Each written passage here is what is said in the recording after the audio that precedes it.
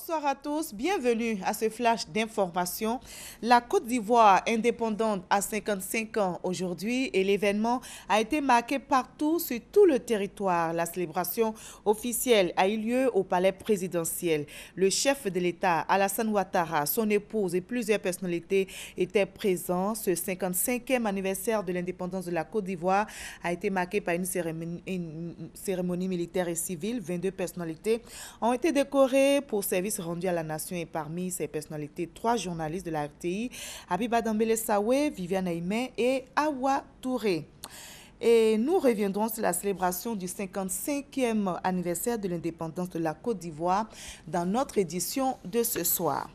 Nous prenons à présent la direction de la primature où l'État de Côte d'Ivoire a signé une convention avec la France. C'est une convention d'affectation de l'appui budgétaire ciblé C2D 2015. La convention porte sur un montant de plus de 45 milliards de francs CFA et s'inscrit dans le cadre du deuxième contrat de désendettement-développement pour la période 2014-2020.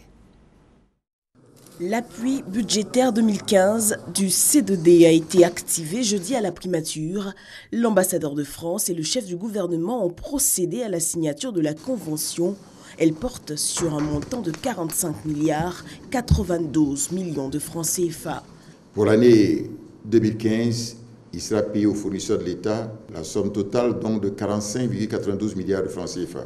18,94 milliards de francs CFA seront consacrés au secteur des infrastructures économiques, concernant notamment l'achèvement du pont de Béoumi, la construction du pont reliant la Côte d'Ivoire à la République sœur de Guinée. 14,82 milliards de francs CFA seront affectés à la remise en l'état des infrastructures de santé.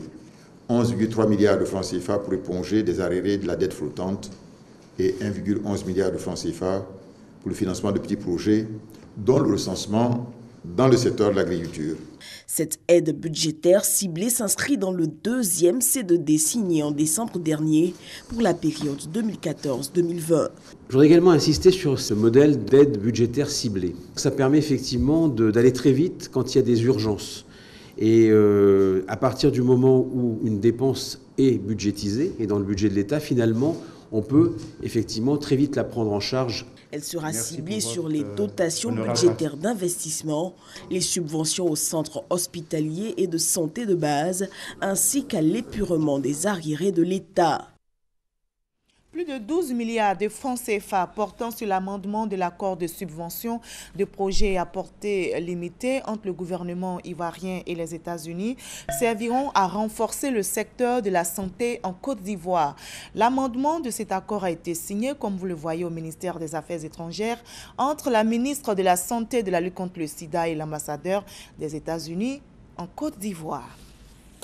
Et le Mali a été attaqué ce 7 août. Un hôtel de Sévaré, le Byblos, dans le centre du Mali, a été attaqué aujourd'hui même en début d'après-midi. On déplore 7 morts, dont 4 soldats maliens.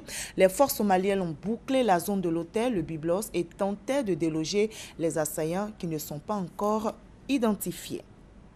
L'otage française Isabelle Prem, originaire d'Angers, qui était retenue au Yémen depuis février dernier, a été libérée dans la nuit de jeudi à vendredi. Elle vient justement d'arriver en France, retenue depuis donc au Yémen. Elle est arrivée donc à l'aube à Oman, d'où elle devrait repartir pour la France. Et c'est aujourd'hui même que l'otage française est arrivé. On termine en sport. L'Africa Sport a remporté la finale de la 52e édition de la Coupe nationale de Côte d'Ivoire. Sur le score d'1-0, les Aiglons étaient opposés au CO Bouaflé au stade Biaka Boda de Gagnoa. Nous y reviendrons à 20h. C'est ici que l'on s'arrête pour ce flash d'information. On se retrouve à 20h pour la grande édition.